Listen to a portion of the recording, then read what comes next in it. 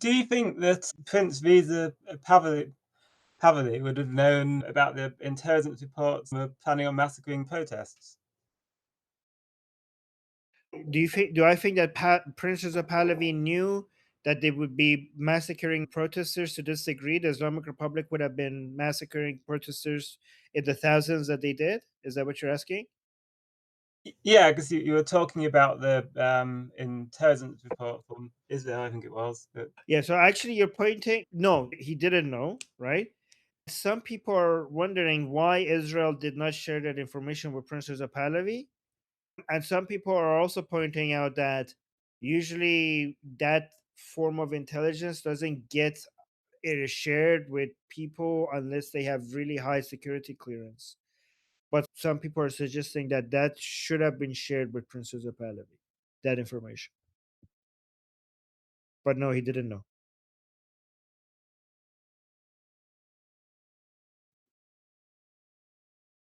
Okay, so next we have Sabina. So I don't know if it was yesterday or the day before when you were on with Goldie, you talked about some people who were, I guess, opposing with some kind of like talk about democracy. And I was wondering if you could tell us more about that, like who they are, and if we should, if we encounter them, if we should try to engage to defend Pahlavi, or what you could tell us about that. Right. So this is goes to let me actually give you full context, right? So even before this, many people who are against Princess of Pahlavi, they accuse him of wanting to come and bring tyranny to Iran, right? That's the accusation, which is very bizarre because Princess of Pahlavi, his entire life has been talking about one thing as his mission, and that is to bring sovereignty back to the Iranian people and let them choose their own destiny. That has been his entire mission for the past 47 years, right? A lot of people suggest that he's going to be a tyrant because his father was a tyrant, so he's going to be like his father, which is nonsense. His father was also obsessed with making Iran democratic, and he was always trying to make Iran more democratic. A lot of times they suggest that he's going to be a tyrant because Khomeini also said that he's not going to be a tyrant and he wanted to bring a republic. And so, because Khomeini said it and then he didn't do it, so we shouldn't believe this man either. So, if you trust Reza Pahlavi's words, it's basically that you're the same idiot who believed Khomeini's word. And to that, we always say that Khomeini literally wrote in his book before the revolution that he wants to bring Islamic rule upon people, and people didn't bother to read it. While everything, when it comes to the record of Princess of Pahlavi, shows that he has always been fighting for democracy, right? So the record of like it's not our fault that the people who believed in Khomeini didn't bother to do not even read the books of the people who the person they were choosing as their leader, right?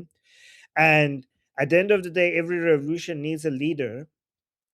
If the record of the person is not good enough, then we might as well not have a revolution because then we can't trust anybody ever, right? So you're like, well, is there a chance that all of these for 47 years he's been lying to us and he's like secretly has a plan to become a dictator? Well, everything is possible.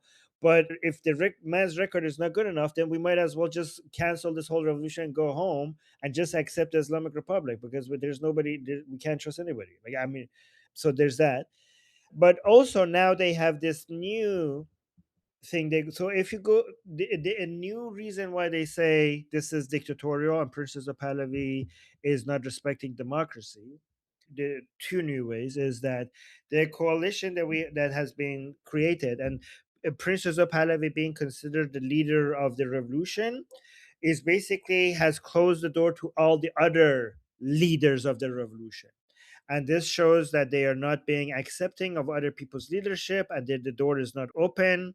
They do not believe in diversity. They're not bringing Kurdish leadership, women leadership. So why does he have to be the leader? So this is undemocratic. That's one point they bring up. And another point that they bring up regarding Princess of Pahlavi, trying to say that Princess of Pahlavi is undemocratic, is that if you read the IPP, the Iran Prosperity Project, the 100-day emergency plan for the transitional period, what you'll notice is that Princess of Pahlavi is basically in that transition period is the leader of basically all the different institutions during the transitional period, according to that booklet. So they're like, oh, look, they're already admitting. They're already admitting that he's going to come and he's going to be the leader of everything without anyone say like who decided who voted for you. Oh, a third reason why they say he's going to be a tyrant is because a lot of his supporters are attacking the people who are anti-Pahlavi. They're like, oh, look how they're behaving right now. They're swearing at us. They're attacking us online. If this is what they're doing now, imagine what they would do when they get the power. They're going to actually come down on us. They're going to bring back Savak and they're going to be torturing us. So look at how they're behaving online. So this shows that once Pahlavi is in power, they're going to be dictators, right?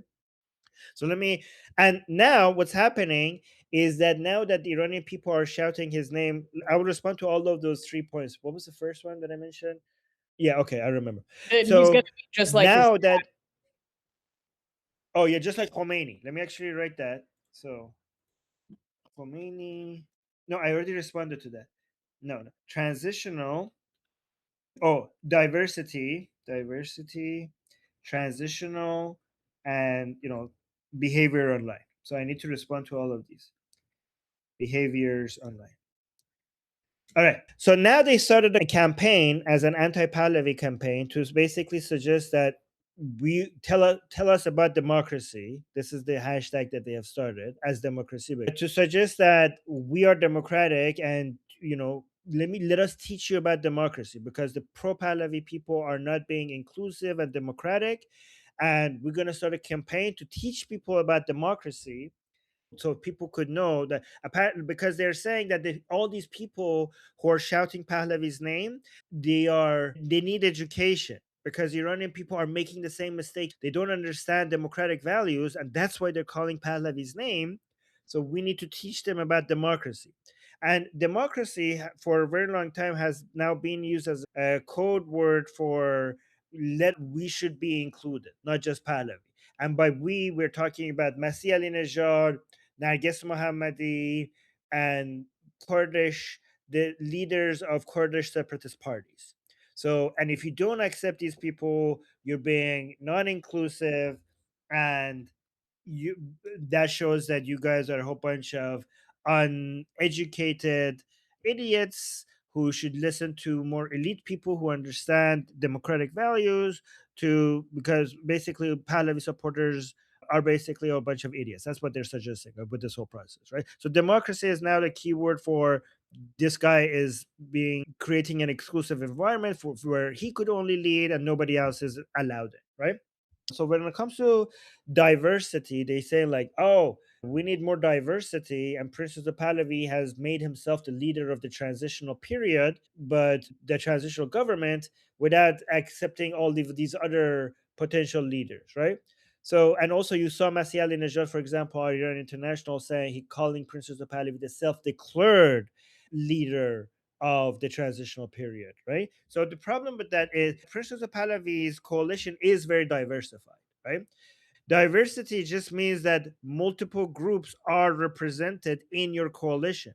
So under the umbrella of Princess of Pahlavi's leadership, there are Kurdish groups, there are Turkish groups, there are women rights advocates, there are Baluchi groups, there are many, many different groups, and the vast majority of Baluchi support Princess of Pahlavi, Kurdish people, Azeri people, LGBT people, from every demographic, the vast majority of Iranians support Princess of Pahlavi.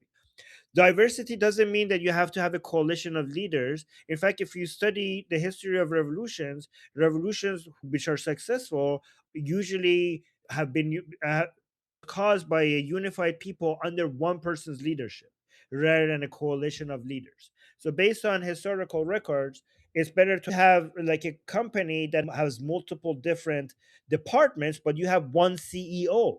You don't have to, just because you have multiple departments doesn't mean that you have to have multiple CEOs. At the end of the day, you need one leader to basically give the direction to everybody, even if you have different so when they are talking about diversity, they're talking about anti-Pahlavi people being allowed in. But the problem is anti-Pahlavi people don't want to work with Pahlavi anyways. But because the Pahlavi name has become the number one, the main, the symbol of unity, they want to basically use it as a ladder, even though they're against it. But it doesn't make sense for Pahlavi supporters to allow people in who have always been against Pahlavi and continue to be against Pahlavi, just so for them to use his name as a ladder and then push him aside. So yeah, everybody is welcome unless you're against us. If you're against us, then what the hell does that mean? Like, how could we unite with people who are they transparently say that they're against Pahlavi? Like, that doesn't make any sense to work with them. So for the regarding the accusation of during the transitional period, he is the leader of everything, right? And like, who voted him to become the leader? Let me actually the leader of all of these different institutions in the transitional period. This shows that they're actually uneducated, because that's the nature of a transitional government. The transitional government is always undemocratic, because the point of the transitional government is to get us to a point where we could have elections. That's why we call it transitional. If there was elections for a transitional government, it wouldn't be transitional anymore. People have voted. It would just be the government, right? So again, what people have to understand is that we have three periods: the revolution period, the transitional period, and the post-transition period. The post-transition period is when we're going to have democracy. When people say, like, tell us about democracy during the revolution, they're retarded, because revolutions in the you cannot have democracy in the middle of a fucking revolution. You do revolution to bring about democracy. You don't do democracy to have revolutions. It's the other way around. Like, when you had the like, people are like, oh, your revolution is non-democratic. A revolution can't be democratic, because you cannot have ballot boxes for the Iranian people to participate in an election. Like, can you show me how the French Revolution was democratic? Can you show me how the American Revolution was democratic? Did they have elections for the leaders of the American Revolution? No, they didn't, because that is not possible. All you could do is choose a leader based on what seems to be the most popular person that has the highest authority and legitimacy. Even though you can't have election, there are other data that would demonstrate that, so that you could get to a point where you have elections, and then you would choose the leaders based on the ballot box. But this is what the Iranian people have demonstrated, not through the ballot box, but by every other way possible, have shown that they want the leader of the revolution and the transitional period to be Prince Reza Pahlavi, and no one else. The Iranian people have not only demonstrated that they want Pahlavi, but they also have demonstrated that they don't want this to be anyone else to be partnering with Prince Reza Pahlavi. In fact, many supporters of Prince Reza Pahlavi stood against him when he was creating a coalitions of leaders with Masih Ali-Nejad and Abdullah Motadi and Hamid Ismailion. They were attacking their own leader. Like, we don't want these other people as leader. We don't trust them. We only want you as a leader, which eventually was the reason why that whole coalition broke apart. So the Iranian people are not just saying we want Pahlavi. They're saying we want Pahlavi and no one else. So Prince Reza Pahlavi is only responding to the request of the Iranian people, sometimes against what he himself has been advocating for, because he himself has been advocating for a coalition of leaders, but he gave in to the demands of the people. So everything Princess of Pahlavi does is in response to Iranian people's demands. So when it comes to the behavior of people online, a lot of people say that Pahlavi people are undemocratic. Just look at how vile they are, how much they're attacking anybody who's not in support of Pahlavi online. This behavior shows that they will one day also be tyrannical and dictatorial once they get some power. What they don't tell you is that this type of behavior comes from every side. Every side does this to other, like, there are examples of all people swearing at each other online. What they also don't tell you is that the Pahlavi people are the only people among all of these groups that don't have physical violence in their record. So if you look at the reformers, they have terror and torture and physical violence in their record. If you look at the Kurdish groups, they have terror, killing of other Kurdish groups, and torture in their record. If you look at the leftists and the MEK, they have killing, terror, and torture in their record. But when it comes to the pro-Pahlavi people, yes, sure. Do some of them attack everybody, like go around? I mean, I do that, honestly. I swear at people who are anti-Pahlavi, okay? I don't even know why that's wrong, okay? We get online, we get very heated, and we attack each other online, right? They do that more than we do. But what our side hasn't done, which is actually, guys, even if at some point they do that, it will take years of Pahlavi supporters to be killing and torturing and raping, honestly, to be able to get to the level of all of these other non-Pahlavi groups. But it's actually quite impressive that they don't even have, it's like, what, I mean, they have one example of somebody fingering somebody, okay, but other than that, okay, other than that, there's the- no physical violence. Wait, are you Somebody, talking about the guy that got his ass fingered? It was a man, right? That got his ass. that That guy, was so crazy. that was, other than that one small example, there are no examples of murder, there's no examples of torture, and there's no examples of beating anybody up, which is a very impressive clean record of Pahlavi supporters, given that they are the highest number of people, right? So they have the highest number of people, so you would have thought that by now, given the law of large numbers, at least a few percentage of them would have done something crazy by now. So when they tell you, like, oh my God, these Pahlavi supporters are so uncivilized, they don't tell you that they have a cleaner record when it comes to behavior than anyone else. One thing, too much, by the way, has turned anti-Pahlavi. It's like very aggressively anti-Pahlavi. He came out and said, like, oh, let me tell you about democracy. You have to listen to the minorities. Like, if minority voices are not included, then this is not democratic, which actually shows that he doesn't understand how democracy works, because that's the opposite of what democracy is about. He is somebody who has been trying to cancel the revolution, telling people to go home and just start reading, because apparently Iranian people are too uneducated to do revolution right now. For the past year, he has been trying to cancel the revolution and telling people to basically leave the streets and go home and study books so that they become educated enough to actually know what they want, because apparently they have chosen Pahlavi and they have chosen wrong. So too much himself shows that he doesn't understand what democracy is, because paying attention to minorities, that's actually liberalism, classical liberal values. That is not democracy. That is a limitation of democracy. Democracy is the voice of the majority. Paying, like focusing on minorities is basically a limitation on democracy, a good limitation of democracy, to avoid the tyranny of the majority. But that is not in line with democracy. That is actually a limitation on democracy. So that shows that the people who are talking about, oh, go learn about democracy, don't even, like, he spent 1 year reading books, but he still doesn't understand the definition of democracy and is lecturing other people about it. Wait, did I answer everything, by the way, Sabina? Sorry, it took a while, but I think that was the most complete explanation of what we're going through when it comes to these campaigns, anti-Pahlavi campaigns that we're having. So just so that you all know, by the way, Pahlavi has, like, when we say we are for Pahlavi, that means we are for 4 things. These are the 4 things that Pahlavi stands for, okay? Democracy, or basically the right to self-determination, secularism, border integrity, and equal individual rights before the law. Thank you. You're welcome. Okay, next we have Shauna. Can you hear me? Yes. Okay.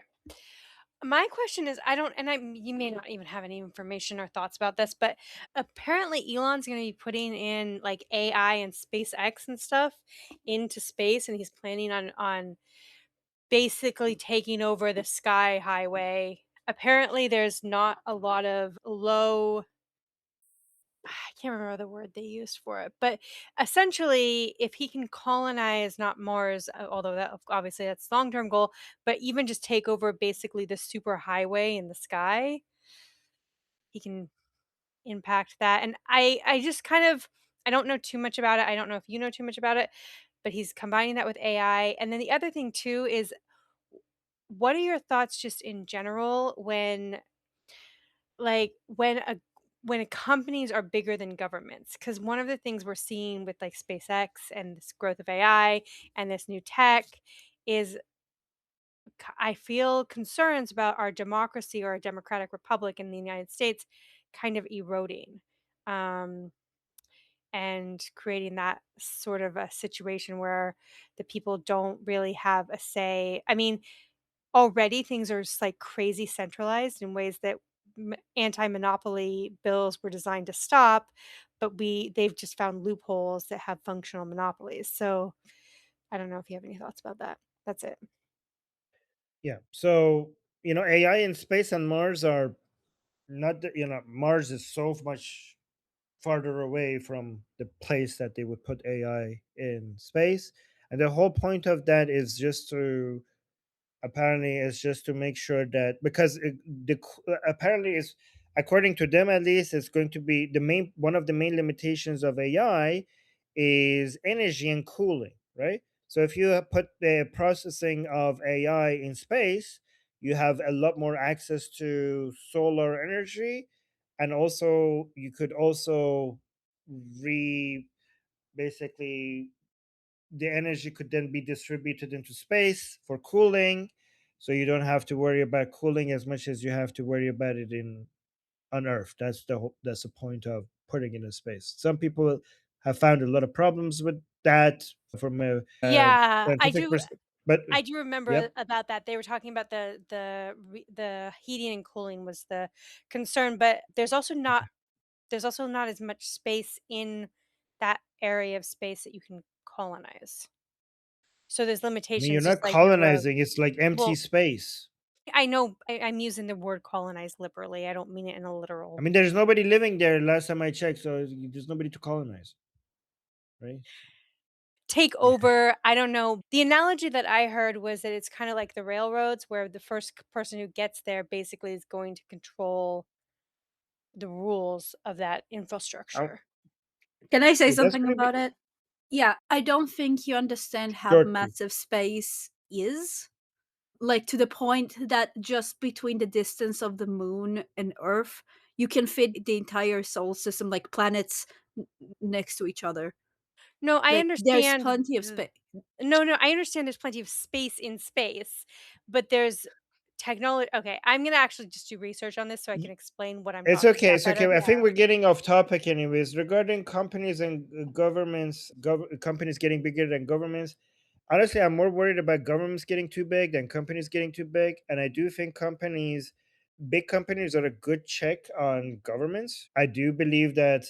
I think companies getting too big is not a monopoly, because as long as they're not working with each other, a lot of people think that monopoly is just mean big companies are not monopoly. I don't. Let me finish my point. I'm just saying that there's no violation of anti-monopoly laws for companies to get as big as possible. And companies getting big means that they're producing something useful. That's how companies get big. So I'm against monopoly. I think it's good for companies to maintain anti-monopoly laws, but if giant companies are growing, but they're competing with each other while they're growing, well, then let them grow as long as they're competing with each other, right? Okay, but what about when they Um, don't have competition? Like Amazon functionally has no competition. Half of the Am- country is dependent on them. And I think Amazon has done a lot of Amazon has no competition on what product? On what product and what service that they have no delivery, competition on? like functionally. I mean, everybody uses them. Everybody uses. No, that's not true. Many people use them because they prefer their service, but there are other options. There are other options for delivery. There are many other options for delivery, but people use them because they prefer their service. That's not so. So here's the thing: you can't punish companies for providing better services, right? You I'm don't want not to punish saying them. But if a company is managing to get a big section of the market share because their service or their product is superior, the government getting involved and saying no to that is basically punishing serving your customers better than other people. We don't want to do that, right? We want to basically reward companies for having a superior product or service. Companies growing is a good thing because how do companies grow? If a company is growing, they only grow by providing a service or a product better than other companies. That's how you grow. That's how economies grow. The reason why America is a superpower is because it has the biggest companies. That's something that Americans are proud of. Look at Europe. It doesn't, like in the tech sector, it doesn't have a single company as large of American companies. No, no. Let me actually make my points and then maybe you could get in. Okay, Is that okay, okay? okay. Yeah, I'll shut up for a second. Yeah, okay. So the main sources of power that we have to look at, right, are governments, companies, and individuals. But individuals basically, so this is what we have to be mindful of, right? The centralization of power is something that we should be worried about. The power itself should not be something that we're worried about. We need power. We need some centralization of power. So we have to come up with a balance of how much centralization of power that we want, right? Individuals don't have much leverage because they're just individuals. Individuals usually get to have leverage as individuals through companies or governments. Companies are supposed to be a representative of individuals, and individuals represent themselves through these companies by their purchasing power. They get their purchasing power by exchanging their labor for that purchasing power, or you know. So you give your labor. So the more, so in the market, you're it's not very democratic. The more you give, the more purchasing power you have, and the companies will be serving you, the companies, through their products and services. The companies are both a source of you gaining that leveraging power because you give your labor to them to get that economic agency as a leverage of power. And then there's also, those same companies are also a place where you use your economic agency that you got from the companies to then have an influence, have an impact by buying the product and services that makes your life better, right? So that is a non-democratic system. The more you give, the more you could take from it. But the companies are supposed to be a representative of our economic agency. But then we have the government. The government is supposed to be an equalizing force where your wallet becomes less influential, not completely irrelevant, but less influential. And you, just by being a citizen, your government gets to act on your behalf. And then with your vote, you have some political agency. So then with the companies as a representation of your economic agency, the government is supposed to be a representative of your political agency. So, as in, if we people who believe in classical liberal values, we care about the individual. We want the companies to grow. We want the government to also be influential. But we want the government to become powerful. But we want, in both cases, the economic agency, the economic power of companies to not be centralized. So that's why we're against monopoly. And also the political power of our government, we don't want it to be centralized as well. That's why we believe in Montesquieu's three branches of government, basically checks and balances, and all of that stuff, right? So when it comes to companies, we want the companies to grow, but the best way to make sure that the power of the companies do not become too centralized is by making sure that they are competing against each other. So if one company is becoming so big, it's also competing against other big companies. And this is why we also believe in global trade, because even if you manage to become a huge big player in your own country, because the goal of these companies is to basically win competition on a global scale, they have to worry about other companies from China, and allowing other companies to come into your country and compete with the companies in your own country keeps your companies on their toes as well. Because even if you have dominated in your own country, you have to worry about a Chinese manufacturer coming into your country and competing with your cars. So this is why lower tariffs and free trade among different countries basically is a good way to basically stop monopolies, because you're constantly competing with other companies. Samantha, these thumbs downs is really not helping. It's just like, if you have something to say, like maybe write down why you're against it, put it in the chat, because I keep missing my point where I am. Like, write it in the chat so I could actually respond to what your point is, because just thumbs down is not like, I don't know. Sorry. Okay. No, but write your points because I want to have something to respond to. But She's what like, was I? What was I? "Boo! Boo! No. Every This time I guy say free, sucks." every time I say big companies, she's like boo. Every time I say free trade, she's like boo. Okay, it's okay. It's okay though. It's okay. We love you. We love you. No, keep doing it. It's kind of adorable. What was I saying? Oh yeah. When it comes to so with governments, we try to avoid centralization of power. America has done a very good job to try to reduce the centralization of power. So you could come up with a structure of government that avoids that. But big companies also avoid centralization of power in the government. You know how? Because when your companies are growing, that's because your people are getting richer. So here's when you have here's when you have democracy. Democracy is a result of the power of the people. Democracy is not just something that we just wish for and it happens because we believe it in as a value. Democracy is the deterministic result of the balance of the people's power increasing relative to their government, so they have leverage over their government, and that power is economic. That leverage is economic leverage. So there, if you actually track when countries become democracy, it's usually after the relative wealth of people becomes high compared to the relative economic power of their government. Democracy is a natural result of the people getting richer on average relative to the economic power of their government.